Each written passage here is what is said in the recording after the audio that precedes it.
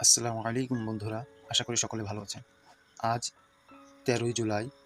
১৩ই জুলাই বিশ্বের ইতিহাসে তেমন কোনো বিখ্যাত ব্যক্তির জন্মদিন নেই, তবে মৃত্যুদিন আছে।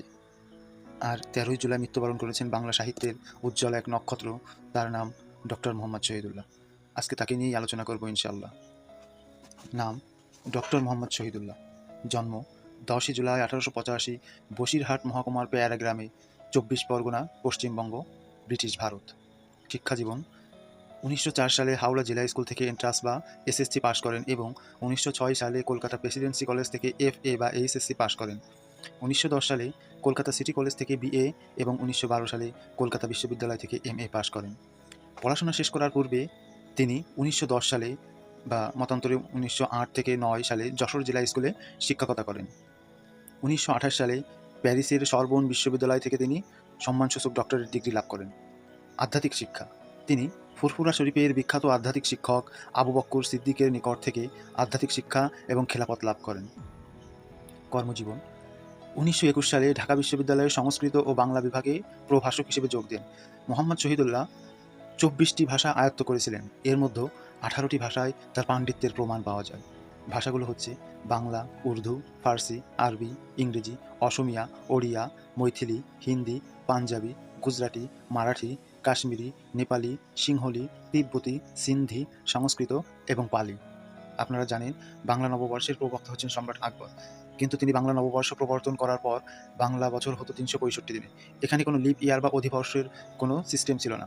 ১৯৬৩ সালে ডক্টর মোহাম্মদ শহীদুল্লাহ বাংলা বর্ষপঞ্জিকে আধুনিকায়ন করেন এবং তিনি প্রতি ৪ বছর পর পর বাংলা বর্ষকে ৩৬৬ দিনে উন্নীত করেন।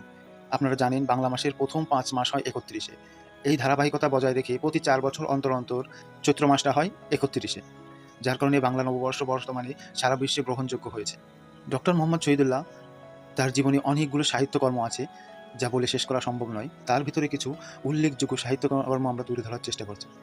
বাংলা ভাষা ও সাহিত্য: বাংলা ভাষার ইতিবৃত্ত, দেওয়ানে হাফিজ, রুবাইয়াতে ওমর খাইয়াম, নবী করিম মোহাম্মদ সাল্লাল্লাহু আলাইহি ওয়াসাল্লাম, বাংলা সাহিত্যের কথা দ্বিতীয় খণ্ড, বাংলা ভাষার ব্যাকরণ, ব্যাকরণ পরিচয় সহ আরও অসংখ্য সাহিত্যকর্ম রয়েছে। তার বিখ্যাত একটি উক্তি আছে। উক্তিটি হলো, আমরা হিন্দু বা মুসলমান যেমন সত্য, তার চেয়ে বেশি সত্য আমরা বাঙালি। তিনি ভাষা আন্দোলনের ক্ষেত্রে অগ্রণী ভূমিকা পালন করেছিলেন, যা ইতিহাসে লেখা রয়েছে।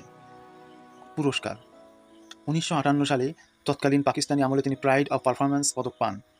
১৯৬৭ সালে ঢাকা বিশ্ববিদ্যালয় থেকে এমিটেরাস পুরস্কার লাভ করেন এবং ফ্রান্স সরকার তাকে সম্মানসূচক night of the orders of arts and letters প্রদান করেন।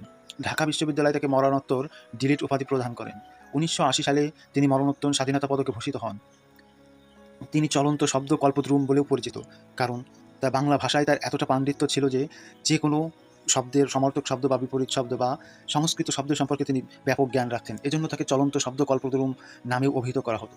বাংলা সাহিত্যের এই উজ্জ্বল নক্ষত্র ১৯৬৯ সালের ১৩ই জুলাই ঢাকায় মৃত্যুবরণ করেন। তাকে ঢাকা বিশ্ববিদ্যালয়ের শহীদুল্লাহ হলের পাশেই সমাহিত করা হয়।